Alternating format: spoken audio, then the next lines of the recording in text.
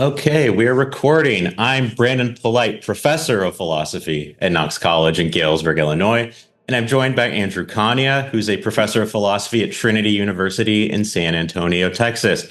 Andrew, thank you so much for joining me. Oh, thanks for having me. I'm looking forward to it. Yeah, awesome. So we're talking about your work on the question of authenticity in music, in particular Western classical music. And you actually wrote a terrific book on the philosophy of Western music called The Philosophy of Western Music, a Contemporary Introduction, which came out in 2020 from Routledge. Before we get into that, though, just really quickly, you also have this terrific, helpful book, Writing Philosophy Papers, which is now in its sixth edition, which you wrote with Zachary Seach. And you're someone who's written a whole lot of philosophy papers, and books and edited volumes. And so, you're an expert in the area of writing philosophy as well as philosophical aesthetics, and in particular, the philosophy of music. So, authenticity in classical music.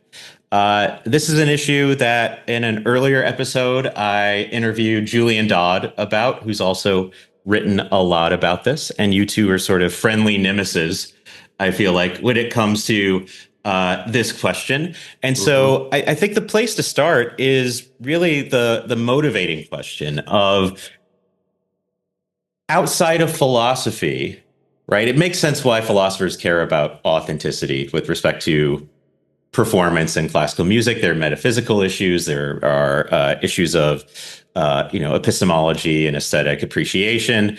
But outside of philosophy, why should people care about the question of authentic performance of pieces of classical music? Yeah, it's a good question. I actually think that's a really easy one, unlike for many philosophical questions. The answer is just that musicians and listeners to music do care about this. I think this is one of the debates where, it was really the philosopher's discussion of it was motivated by the musical practice.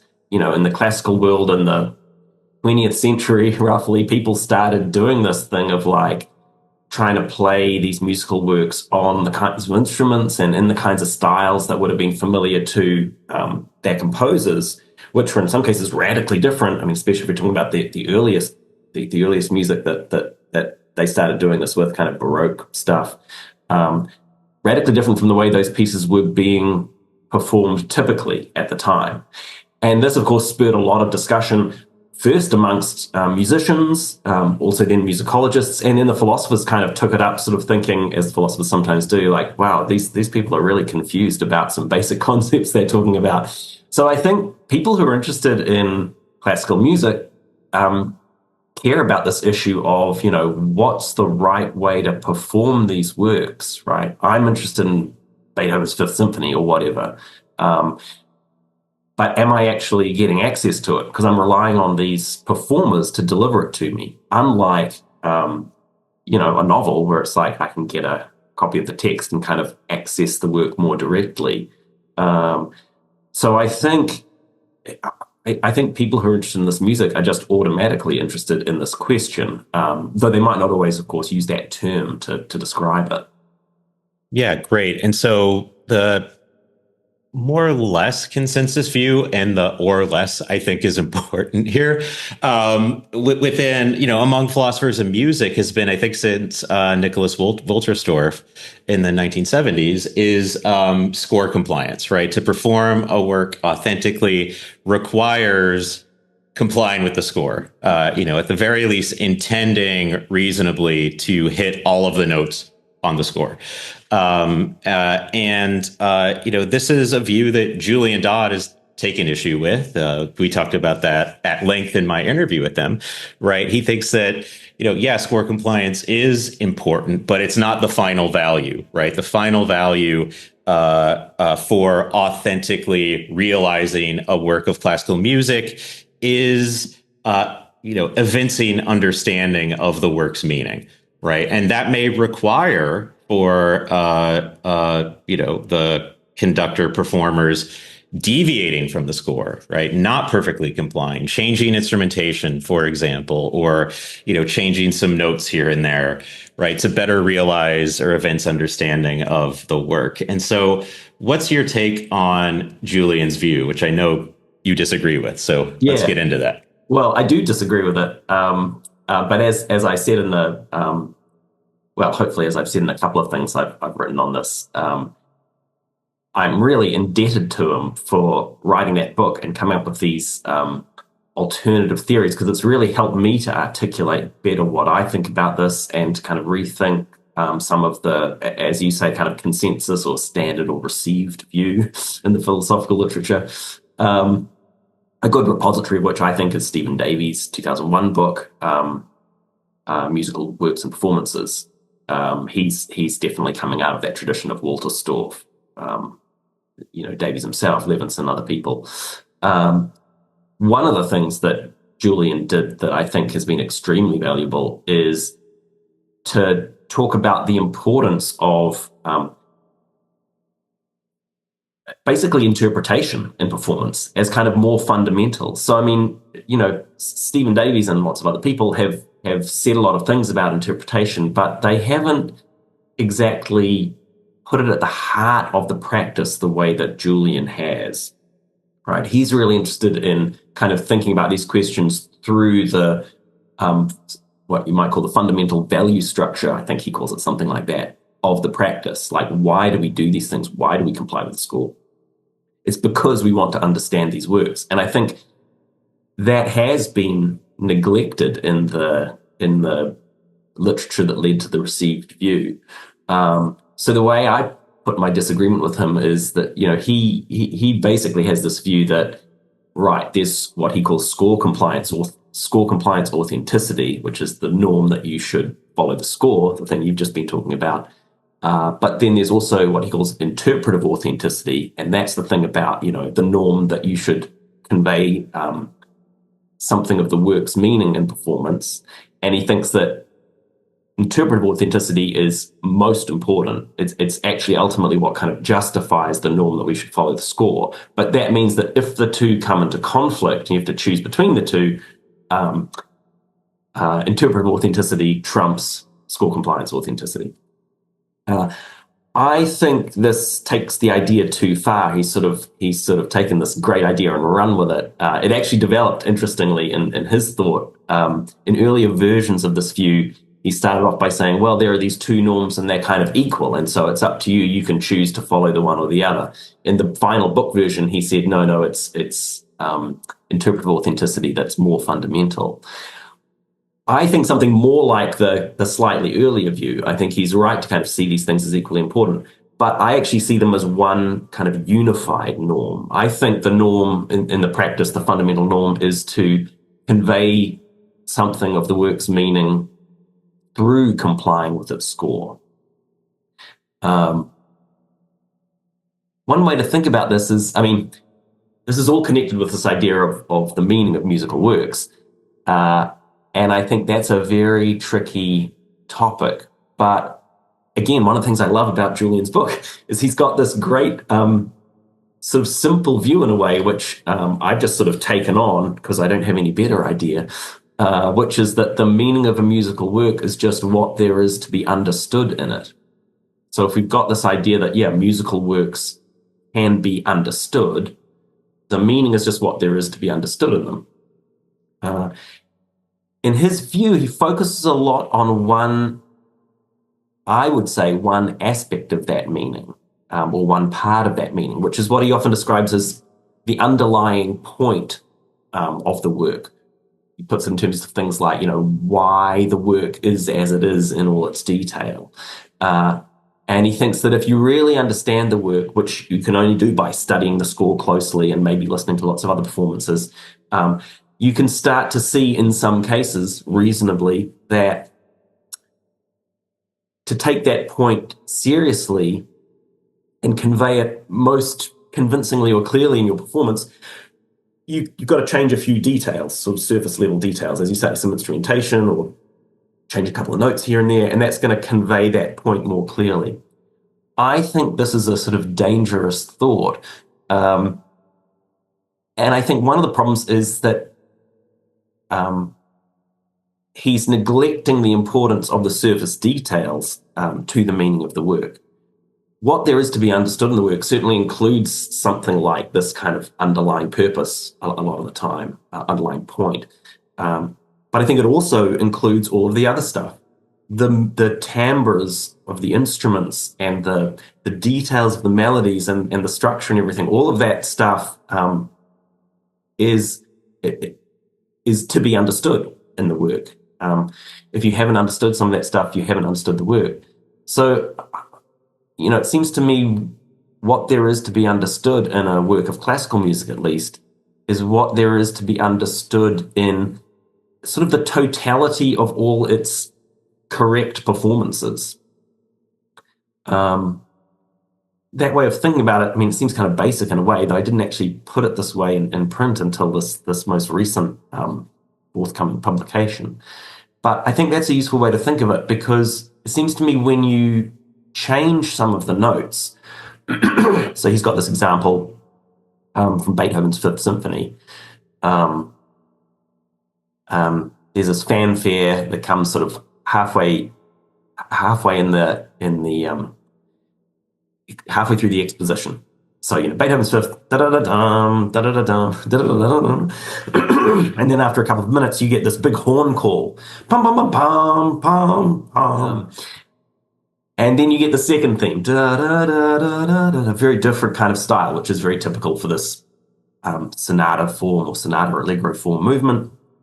Then you get a development. Then you get the recapitulation. It's like the whole piece starts again. And then you get the fanfare. But the fanfare the second time is given to the bassoons. Julian thinks that some musicians think that Beethoven gives it to the bassoons for sort of highly technical reasons about the key the piece is modulated to and the nature of the valveless horns that were what were horns in Beethoven's day. So they sort of couldn't play this fanfare, so Beethoven had to give it to some other kind of instrument, so he gave it to the bassoons. But now that we've got modern horns, we can play Beethoven's Fifth Symphony, and the horns have no problem playing that fanfare, so we can give the fanfare to the horns. The justification for that, on Julian's view, is this conveys something important about something like the structure of the piece, right? That this fanfare has this important role that the horn timbre kind of conveys to the audience better or more easily. But it seems to me that Beethoven's work, which Julian in his earlier writing would agree with, it's an essential part of the work that it has bassoon timbres at that point. And Julian obviously thinks this makes a big difference to the meaning, because he's suggesting that you could reasonably change that timbre because it will get across some other aspect of the meaning more effectively. But to finally get to my point, it seems to me that if you do that, if you give that second fanfare to the horns, you might be conveying something about the meaning of Beethoven's Fifth, something about the symmetry of the structure. But you only do that by misrepresenting another part of the meaning of the work, namely the meaning that is conveyed through the timbre of the bassoon versus the timbre of the horn. That timbre is part of Beethoven's work, and you can only convey the aspect of meaning that Julian's suggesting we should do by giving it to the horns, by misrepresenting that part, right? If you didn't know what was going on here, if you thought that this was an authentic performance of Beethoven's Fifth Symphony throughout its span, you would slightly misunderstand the work, because you would not realize that actually that horn timbre there is not part of the meaning of the work. So I think the meaning that can be conveyed authentically through a performance of a work has got to be conveyed through performances that, to put it a bit loosely, follow the score completely. Gotcha, right. And there are multiple directions we could go here. One is the issue of timbre, and that the timbre, as you're saying, is essential to that part of the work, right? I'm wondering if that then pushes you in it, for at least some pieces of music, like Baroque music, right? That if the timbre of the instruments is essential to the realization of the work authentically, then it seems like performing them on historically accurate instruments, right, either the original instruments or else reproductions, right, is the way to authentically realize the work, in which case your view is aligned with the historically informed performance movement, right? And is that what you're wanting to say? And so, the practice has evolved such that for, all the early part of the 20th century, like they were just done on modern instruments, right? And then sort of mid 20th century, we have the historically informed performance movement. And then that's, as you said earlier, that's where like these questions of authenticity among performers and, fans of classical music and then musicologists and then ultimately philosophers come into being. And so is your view sort of pushing in that direction or justifying that way of thinking? Definitely. It's definitely on that side of the divide. Now, there's a whole bunch of kind of, if you like, might say, sort of muddying issues around the outside, right? So, I mean, I perform pieces of music occasionally, and I don't do so fully authentically because I'm playing Bach on the piano or something. I would never actually perform that in public, but I play it for myself. Why? Well, partly because I've got no one else around to play it better for me. I don't have a harpsichord. I only have a sort of honky tonk piano. But if it's like the Goldberg variations on honky tonk piano versus no Goldberg variations at all, it's like, I'll take it on the honky tonk piano. I'm obviously getting a bunch of the meaning of the work, right? I mean, the work has a whole kind of a whole heap of meaning of different kinds, and you're getting a lot if you're hearing it on the piano. But I think there's things that you're missing. This is particularly true, I think, of works for ensembles. So, for instance, some people would say, and I don't think this is right, but I can see that reasonable people might disagree about this, that when Bach wrote pieces like the Goldberg Variations for keyboard, it's not like he had a particular keyboard in mind, right? I mean, actually, the Goldberg Variations does seem pretty explicit in the score, but at least some keyboard works, it seems like you could easily play these on an organ of Bach's time, a harpsichord of Bach's time. That would be totally acceptable. And those are radically different timbres. It's like he's not that interested in the timbre in this case. It's all about the counterpoint or something. And so you could argue that actually a modern grand piano is like completely authentic because it's just another keyboard instrument. I'm not sure about that because it seems like still when Bach said keyboard instrument, he had a certain kind of range of instruments in mind, certain timbres that instruments like the modern grand are not going to be included in. So that's why I would disagree with even that. But when it comes to ensemble pieces, like the Brandenburg Concerti, for instance, the combinations of instruments are so important, and the kind of balance between the different timbres is so important that I think you really get a false sense of the works from if they're performed with a modern flute and a piano instead of a harpsichord and so on. Now, interestingly, one of the things Julian says about this stuff is that, look at contemporary performance practice. Historically informed performance is just seen as like one style among many to choose from. So my view, says Julian, reflects contemporary practice better. I don't think that's quite right. I take a sort of like longer view, right? So his view is sort of like things got a little bit intense in the 70s with these like, historically informed people saying like, this is the only way. And now people are much more kind of relaxed. I don't see that in the practice. Certainly people are less dogmatic in their statements about it. But if you actually look at recordings and performances, it's very hard to find a performance of a Brandenburg Concerto with a piano being used instead of a harpsichord, even though pianos still are much more common, much more easily accessible than harpsichords. Basically, professional ensembles just don't play those anymore, right? Where a symphony orchestra might in the past have played a Brandenburg concerto, rolling on the piano and using their modern wind instruments. That just doesn't happen anymore. Certainly, you can't find recordings of these. It's only authentic, historically informed ensembles that are recording these things in all sorts of different and interesting ways. And in fact, when I've taught this sometimes, I've tried to find some of the old recordings with pianos and modern flutes and stuff of the Brandenburgs to kind of give my students a sense of the comparison. And it's hard to find even the old recordings that exist. It's like these have been purged from the historical record, which I think is not good, because I think we do want to have also a record of the kind of history of performance.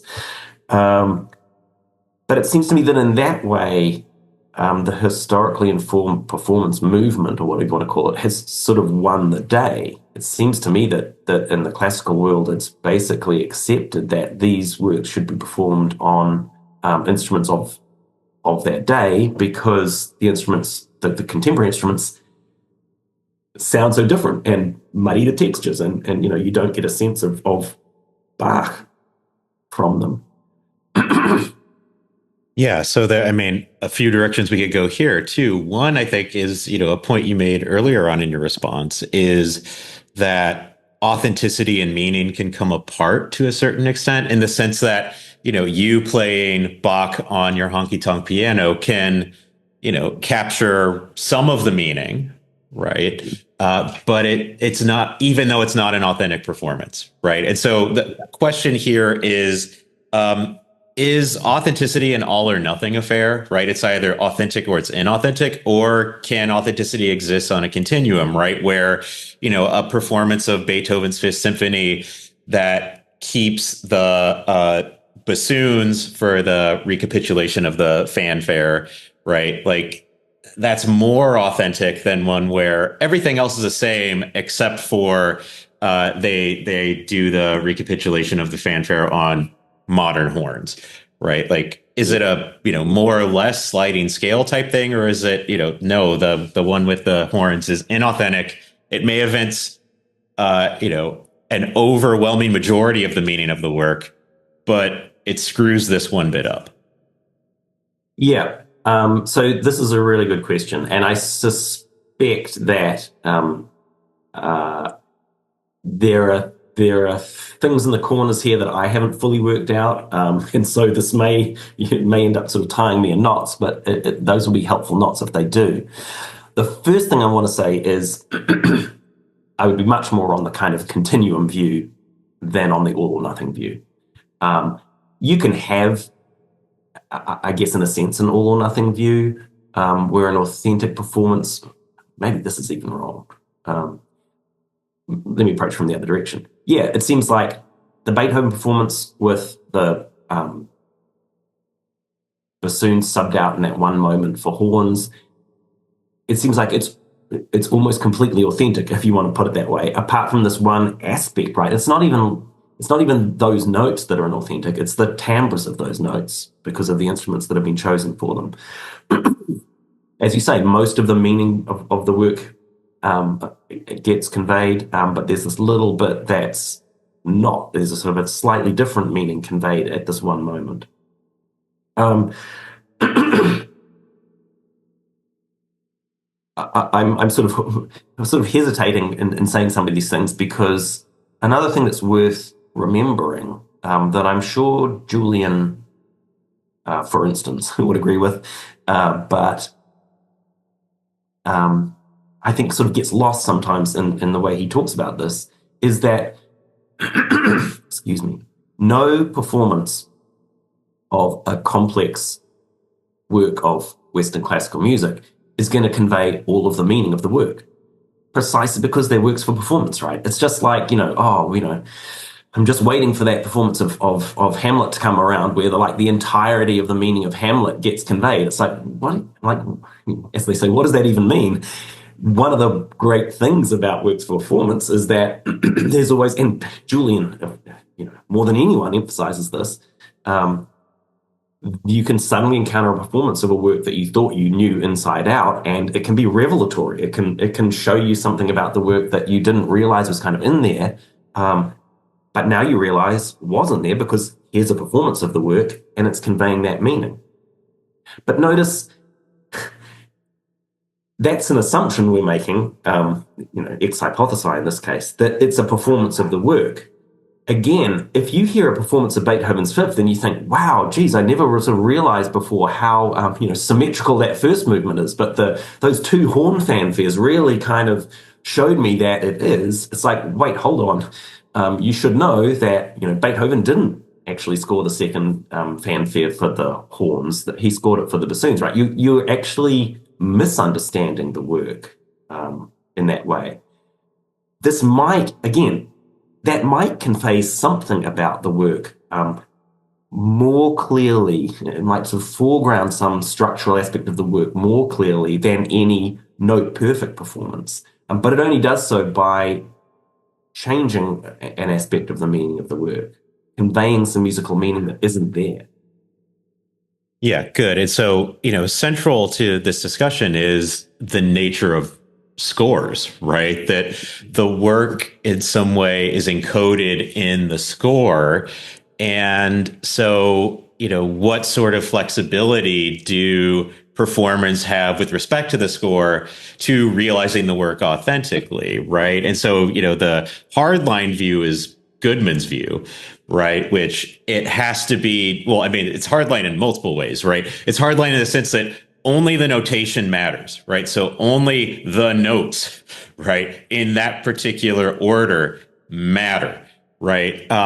Any of the, instructions to performers to play quieter or more loudly, quicker, slower, right? Like all of that he just jettisons. Is if it's non-notational, it's not a part of the work, right? But it's further hardline in the sense that any deviation from the score leads to a performance of an ontologically distinct work of music, right? And that could be, through intentionally changing things or missing a note accidentally, right? Or adding in a note accidentally or hitting the wrong note. In doing so, you have realized an ontologically distinct work. And so how do you conceive of the relationship between the score and the work? Good question, and a lot of stuff to address. I think of the score as a way of communicating the work from the composer to the performers, who then use that to convey the work to the audience. And I think it's a historically contextualized artifact, the score. And that's somehow connected to the work itself being historically contextualized. So I'd rather not get into kind of, make this inevitable. The more we can stay away from the fundamental metaphysics of musical works, the better. But somehow it seems to me, excuse me, that in the classical tradition, the paradigmatic situation is a composer brings a work into being by something like publishing a score. I mean, there's this debate about when is a work of art finished and so on. But, and again, the paradigm case, it's like the composer works on the work by working on the score, and at some point says, okay, now it's finished. Here it is, musicians or world. And somehow, through completing the score, she's thus created a work. What that actually amounts to metaphysically is another question. You can only understand the score by understanding the conventions that were in place when the composer was writing the score, just as you can only understand a novel by understanding the conventions that were in place when the person was writing those words down. And that similarly transfers to the work, whatever that is. Those conventions in turn determine how much of the score is work determinative, to use, I think, Stephen Davies' phrase, and how much is just sort of optional or doing something else. Just to take a very simple example, right? There's a bunch of instruments in the Western tradition that are so-called transposing instruments, right? If you just learned kind of music theory 101 and you read the clarinet line, it would look like it was in a different key from everyone else because it's a transposing instrument. That's just a convention for reading the score. You've got to understand that. You can't just come to the score thinking, oh, well, the note in the middle line of the treble clef is a B. It's like that's true to some extent, but it's like you need to know more about what that means in this context. So you can't approach all scores the same, just as you can't approach all English language the same. You've got to understand the context in which it was written.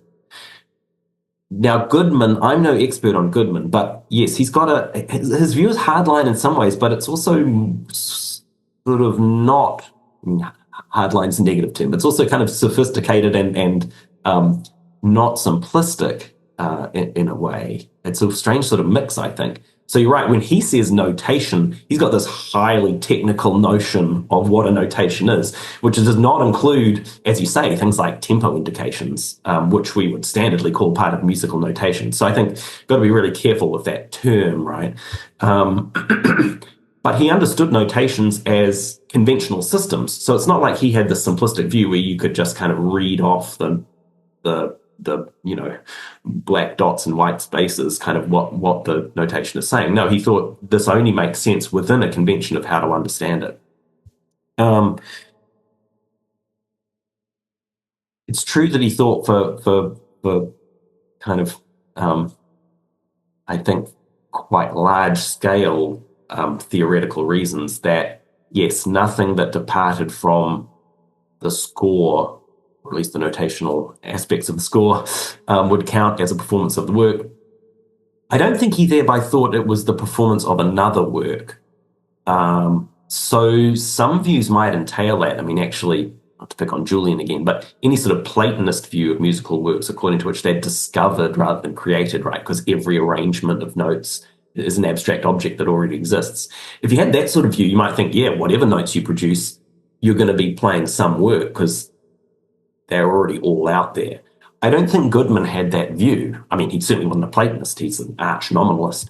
So I think he would say, yeah, if you get a note wrong, you haven't played the work, strictly speaking. But it's not like thereby you've played another work. You've just produced a bunch of notes that don't amount to a performance of this work. But I feel like I took those in reverse order and thus went from the most interesting question to the least interesting question. Right. So, I mean, I guess the question for you then is, what sort of flexibility do performers have with respect to scores? Does it vary from score to score, from time period to time period, from composer to composer? Good question. I would say probably answer that is yes. The answer to all those questions. So very generally speaking, I think the further back you go in the Western tradition to where notations were first starting to be used, you get the scores get kind of thinner and thinner, to slightly adapt one of Stephen Davies' terms, right? You've got much more freedom in realizing the work in performance. The work itself is quite thin, and that's related to the fact that the score is quite thin. Maybe you've just got a kind of, in a sense, it's just a mnemonic device for remembering a work you already know that's been passed down orally. Maybe it's just the melody. Then you get works, figured bass, a classic example where the score contains the bass line and the melody, and some little numbers, and the numbers indicate how you're supposed to fill in between the bass and the melody harmonically, but which particular notes you use to realize that harmony are completely up to you. Notice there that to read that score at all, it's not like you can just play the bass line and the melody. You have to do certain things, but it gives you a certain kind of flexibility. And you can't play the bass line and the melody and like read out the numbers. That's going to be insane. And then you've got things like da capo arias, where you're supposed to sing the melody fairly literally from the score the first time, but the second time around you're supposed to embellish it, which might involve actually not singing a certain note that's part of the melody. And again, you're supposed to do that. If you sang it the second time, literally as you did it the first time, I would call that an inauthentic performance because you're not understanding the conventions of score reading of that time. And then as you get kind of further towards the romantic area, more and more of the performance is determined by the composer. Details of note lengths and tempos and dynamics and all that kind of stuff. And most of that stuff is obligatory. But even there, things like bowings, right, might be written in the score for string instruments, but those are mostly taken as recommendations. I think sometimes this is highly contextual, right? Some bowing might clearly be essential to the work for some reason because it gives some kind of effect. And here again, I think Julian's way of thinking about this is really important. You can only figure that out by looking at the work as a whole and really trying to understand it. But I think what that does is lead you to realize which bits of the score really are work determinative and which bits aren't. And then I'll go on. So in the 20th century, things kind of explode as they do in all sorts of art forms in the 20th century. So you get a lot more kind of pluralism. There's no longer this like single tradition of writing scores, even in the kind of small world of Western classical music. And so you get people writing highly aleatoric scores and works where it looks much more like a kind of figured bass work or even more open to the performer's interpretation. So things get kind of more complicated to talk about there, I think, because there's so little firm in the practice. And that's where you might get, as you were saying, radical differences between different composers, even working in the same sort of artistic context, because it's like now the composer is really just getting to do whatever they like in terms of specifying what the performers should do. I think, in a way, Sherry Irvin's stuff about contemporary visual art, if you like, it's like someone should come along and write a book about avant-garde musical practices in the same way about the artist's control over how the work goes, the artist's sanction, as she puts it. So I think it's very complicated. And one of the things I think goes a little bit askew in Julian's discussion is he starts talking about score compliance authenticity. And maybe this is a matter of kind of charitable interpretation or something, but it seems to me that sometimes he uses that to mean existing positions of authentic performance, like Stephen Davies. At some point, I think he explicitly says, like, I'm just going to use this term for views like Davies. But sometimes he seems to be using it to mean something more extreme that no one actually like defends, except maybe somebody like Goodman in some sense, where the idea is score compliance says you have to comply fully with the score, which is not actually Davies' view, for instance. And so I think there's sometimes a slight equivocation there. Davies wouldn't call his view score compliance authenticity. He just thinks it's work authenticity. He just thinks it's a theory of what you need to do to perform a work. Julian reasonably kind of renames it score compliance authenticity because that's kind of a big aspect of it and he wants to distinguish it from something else. But I think maybe something gets a little bit confused in that transition.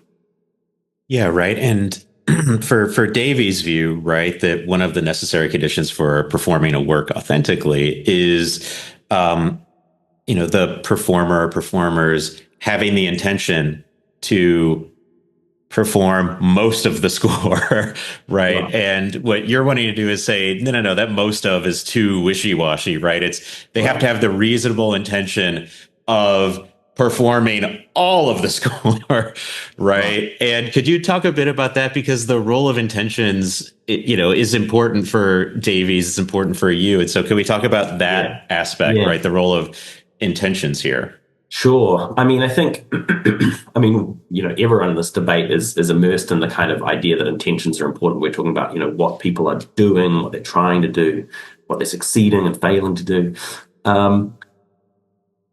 Yeah, again, I feel like if we really get into the weeds, it's possible that my view, has some problems that I don't see, maybe even some inconsistencies. But as far as I understand it, Stephen Davies' view says, yes, you've got to try to, as it were, follow most of this instruction in the score, and you've got to succeed to a reasonable degree. That those are two important conditions. And the idea, I take it there, is to sort of like match practice in some way. We don't want to rule out performances being of the works thereof if people make mistakes.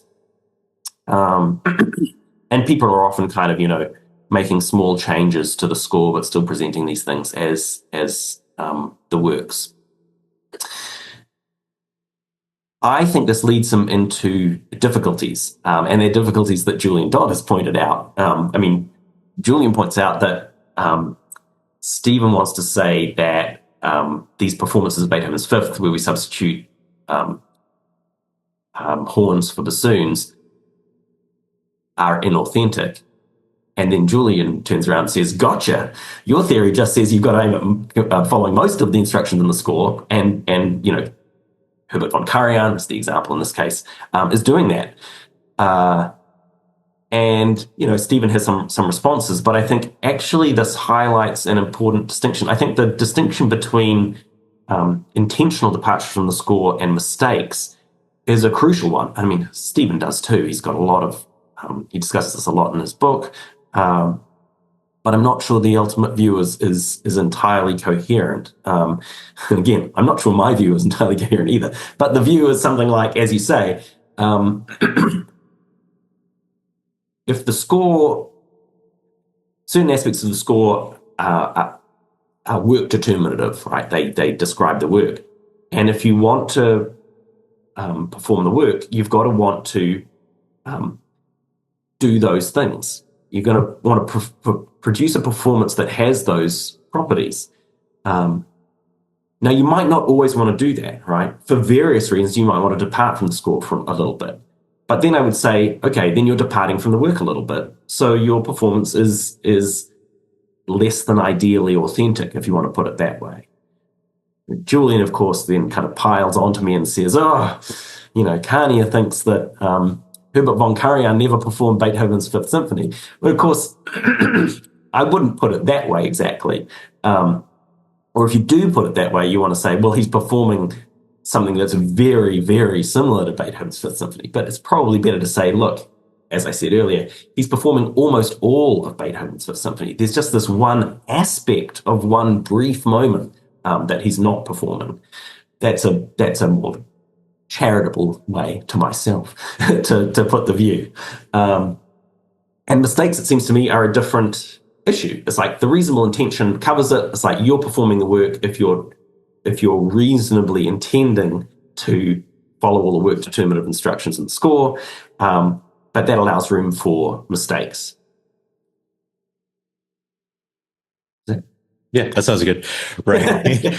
And there's a question there of intentions too, right? And so like my son plays trombone in, sixth grade band, and I've been to multiple band performances where, like given the nature of the band, you're willing to, or, the orchestra or whatever, you're willing to cut them a lot more slack, right? That I see that they're intending to perform the work. I can recognize a lot of the work in the performance, right? Maybe, depending on, fifth grade versus first semester versus second semester versus sixth grade first semester, right? Like you could hear like more and more of the work being realized in the performance. And what you want to say there is, yeah, they're intending. They don't have the skills to, reasonably fully realize the work in any sense or realize most of the work, but they're getting better over time. And it is a question still of, well, is it an authentic instance of the work, in the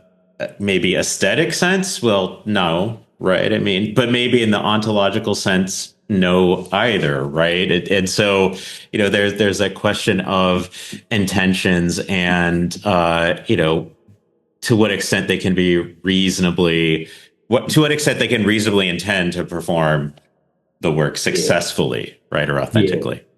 Yeah. I mean, I think for me, I don't do action theory. So to some extent, I'm just like shopping this part out to the action theorists. What is a reasonable intention to perform some action? Geez, I don't know. There's lots of complicated theories out there. I'll take whichever one is the correct one. But some clear cases, for instance, I can't reasonably intend to perform Beethoven's Fifth Symphony by myself, because I know it's a work for many, many instruments. I know it's impossible for me to do that. So, even if I put on a performance art piece where I say like, now I'm going to perform Beethoven's Fifth Symphony, and then I run around doing all sorts of strange things, I can't really, unless I've got a problem with my rationality, I can't really be intending to perform Beethoven's Fifth Symphony given what I know about it. Similarly, the high school band can't reasonably intend to perform Beethoven's Fifth Symphony because it's a work for symphony orchestra, not for band. Now they might not know that, so that's going to affect things, right? But then it's going to affect the reasonable intention, right? It's not reasonable if you've got kind of gross ignorance about the kind of thing you're trying to do. So maybe they're intending to perform an arrangement of Beethoven's Fifth Symphony, and that's totally fine. And we call it Beethoven's Fifth Symphony just because, as you say, people recognize it. We don't want to talk like philosophers in our everyday musical lives any more than we want to talk like philosophers in our everyday lives in any other respect. But this is kind of, just kind of shorthand that philosophers want to work out the details of. But then, can the sixth grade band even reasonably intend to perform the arrangement? This is obviously going to be a continuum with sort of gray areas, right? But I think we have a basic grip on the idea here, right? I know I can't perform the Goldberg variations. I can't reasonably intend to play all of those notes, at the right tempi and that kind of thing. I just don't have the chops. I can reasonably intend to play chopsticks on the piano, if you think that's a musical work. I can reasonably intend to play certain somewhat elementary pieces on the violin. Why? Well, because I know what they require, and I know I've got the skills to be able to do that.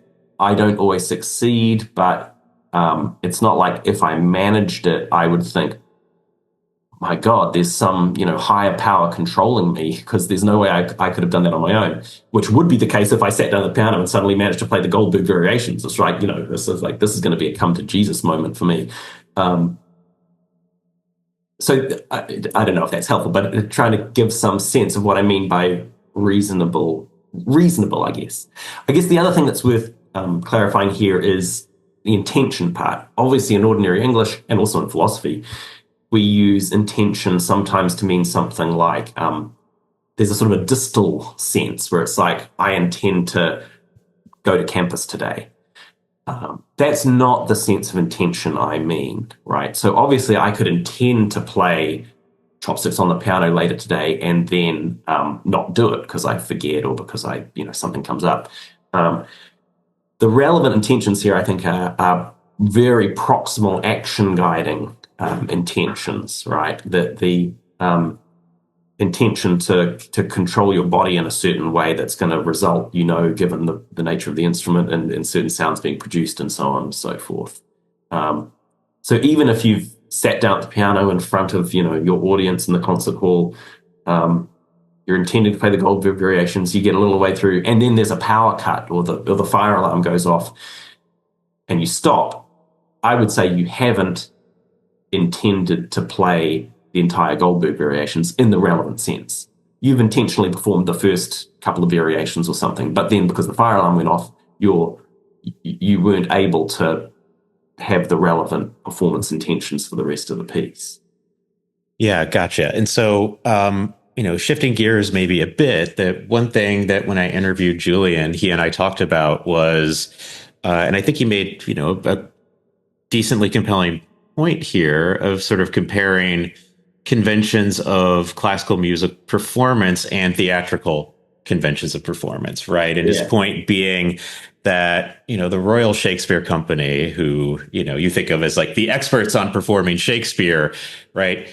They make all sorts of changes, right, to perform, say, Hamlet, right? And, the historical practice of the play is such that that's just how it works, right? You cut out a scene or an act, or you remove a character, or thinking about like, Laurence Olivier's film version, right, of Hamlet, where he cuts out Rosencrantz and Guildenstern, right? Like he chops out like roughly half the play, right? And, words are changed, etc. And yet, no one in an audience of, say, the Royal Shakespeare Company really bats an eye in terms of like this performance is inauthentic. And Julian's point is that why should things be different with classical music, right? That some changes for good interpretive reasons seem like they ought to be allowable, and much of the audience, right, for classical music is often okay with it, right?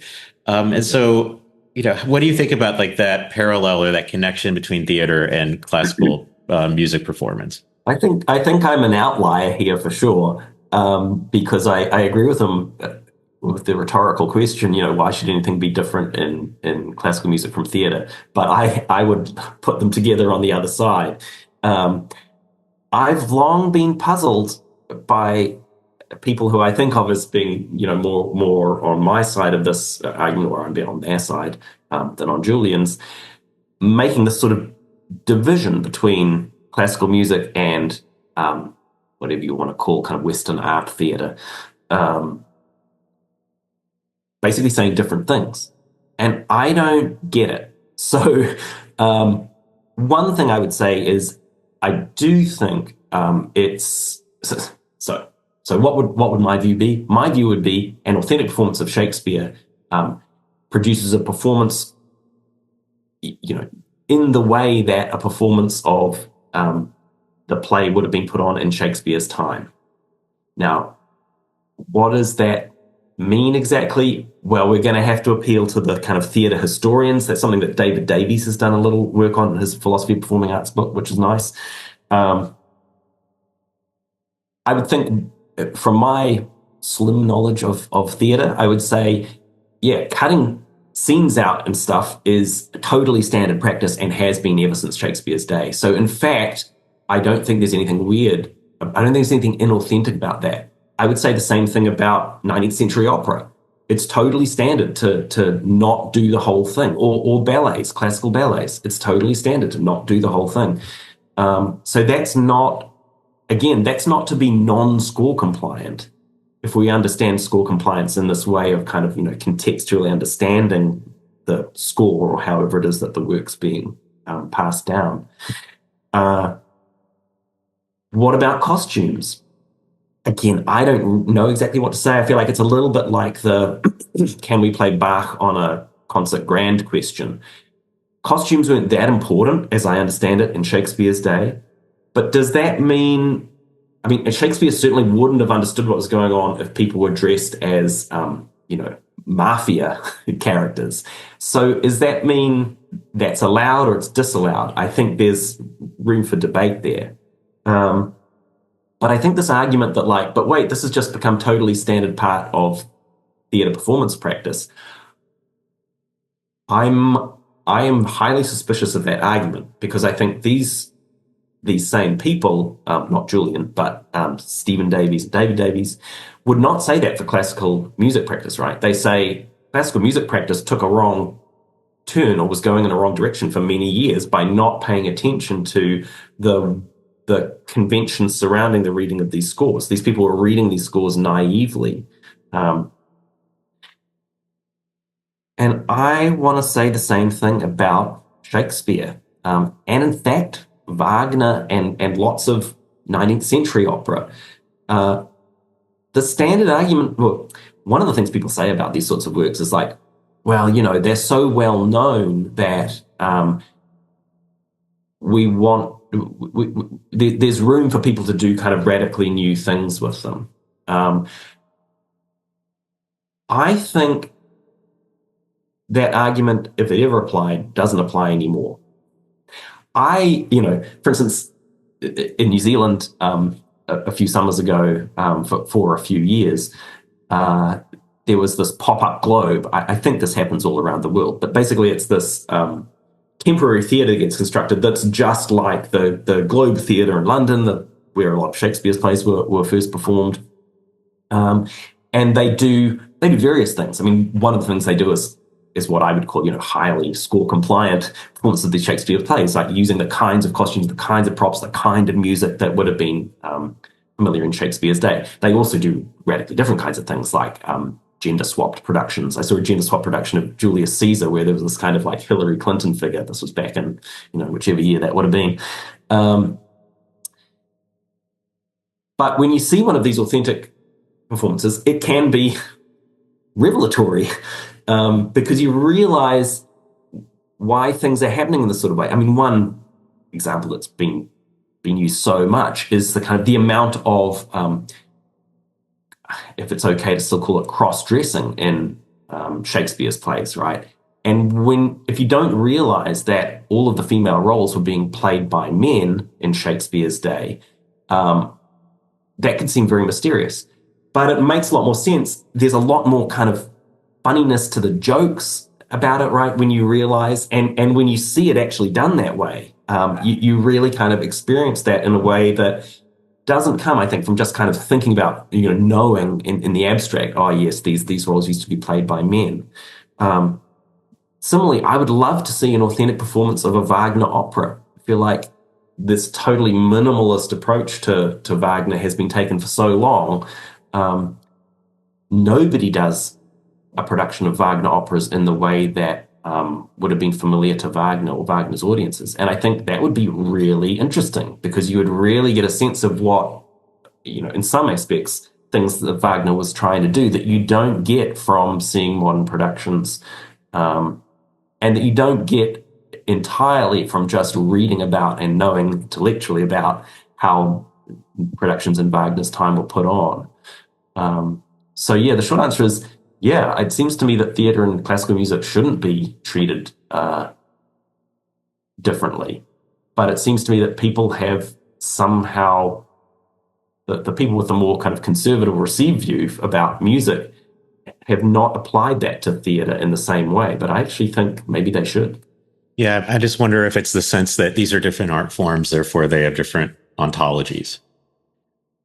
That's totally true, but I feel like these sorts of arguments are not at the level of the art form, right? So one question is, should we be understanding these works as products of a certain historical context? And it seems to me people like David Davies are going to be wanting to say yes to that. They're not radically different in that sense, in the sense that like Shakespeare's play is changing over time. I mean, some people have that sort of view, right? But I don't think it's their view. I don't think it's Julian Dodd's view about musical works. So what exactly his metaphysical view about musical works is at the moment, I'm not totally sure. So you could have this view that, yeah, works of Western classical music are historically contextualized, right, and don't change as a result of the way performance conventions change, but that plays do. They're different in that way. You could have that view, but I don't see that anyone's actually given any sort of argument that that would be the case. Mm-hmm. Yeah, so it's mostly looking at the performance practices then. Right. Yeah. Right. And saying different things about them than you've just said about music. And it seems like there's got to be some reason given there, and I don't see the reason. Yeah. Awesome. So I think on that note, we will end this discussion. Obviously, there's more to say, but you have, work about to come out on these topics. And so, Andrew, I want to thank you again so much for joining me. This was an absolutely awesome conversation. Yeah, thanks, Brandon. It's been a lot of fun for me too.